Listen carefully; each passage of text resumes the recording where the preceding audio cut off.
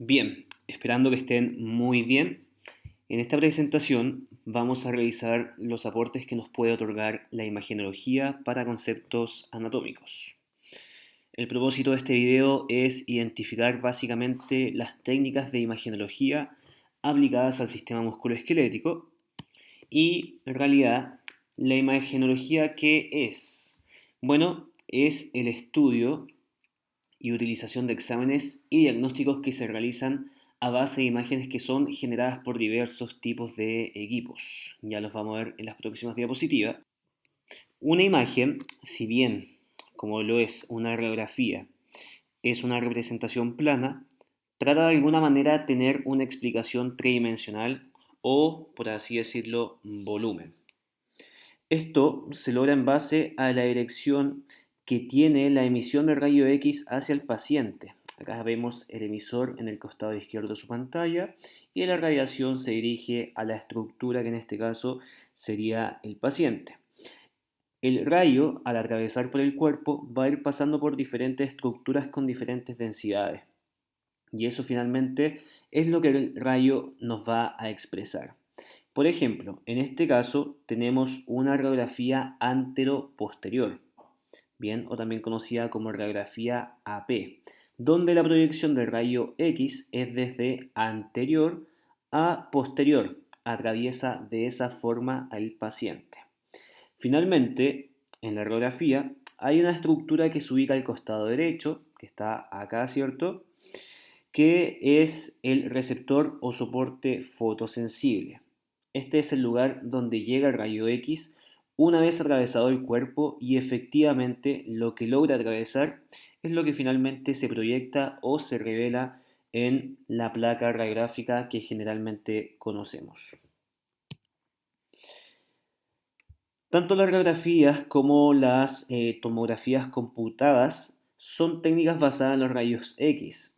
El tema es que la radiografía tiene un solo punto de emisión, mientras que las tomografías están digitalizadas y es, por así decirlo, como la reconstrucción de algo que está en movimiento. De hecho, no tiene solamente un punto de emisión de rayos, como lo veíamos en la radiografía, sino que tiene dos, tres o más focos de emisión situados en esta estructura tubular. ¿Qué son los rayos X? Corresponden a imágenes proyectivas. Un rayo atraviesa un cuerpo constituido por una serie de estructuras superpuestas y a medida que éste avanza va siendo progresivamente absorbido o modificado. Uno de los defectos de la radiografía es que cuando el rayo pasa por una zona, probablemente se interfiera una estructura con otra. Ejemplo, una estructura más anterior con otra que estaba más posterior. Como se muestra a continuación en esta imagen de pierna, donde vemos que existen diferentes estructuras óseas como tejidos blandos interpuestos o en la misma línea. Estamos hablando de que se pueden superponer estructuras y eso puede interferir al momento de observar cada una de estas imágenes. Pero volviendo a la imagen con proyección antero-posterior de tórax, vemos que tenemos la columna, acá por posterior, y tenemos que por sobre los cuerpos vertebrales, que acá están marcados, ¿cierto?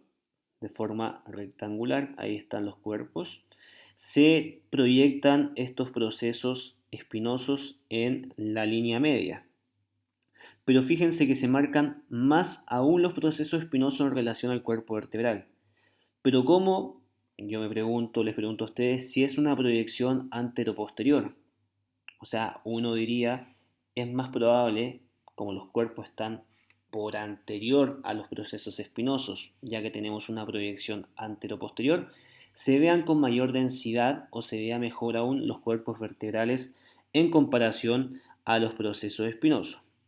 Bien, y esto tiene una explicación y es que los procesos espinosos son más densos, ya que tienen una gran cortical, este tejido compacto que es parte del tejido óseo.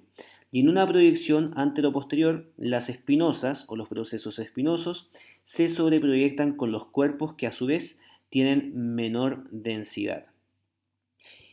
¿Y por qué tiene menor densidad? Porque si recuerdan, ¿cierto? Los cuerpos vertebrales están hechos para soportar peso.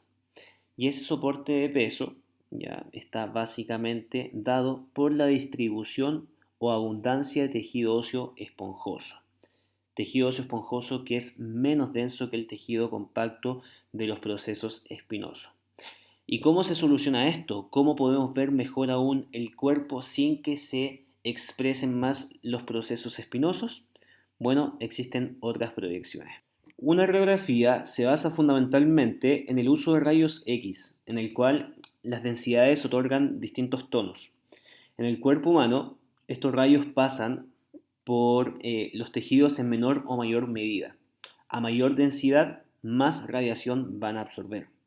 Entonces tenemos los tonos más cercanos a lo blanco, cuyo término es de radio-opacidad o radio-opaco, que nos habla de lugares donde hay mayor densidad, como el metal o el calcio, en este caso los huesos, que se aprecian en esta radiografía de tórax. Pero también se da este efecto de radioopacidad en zonas de densidad producto de la presencia de varios órganos, produciéndose una suma de varias densidades.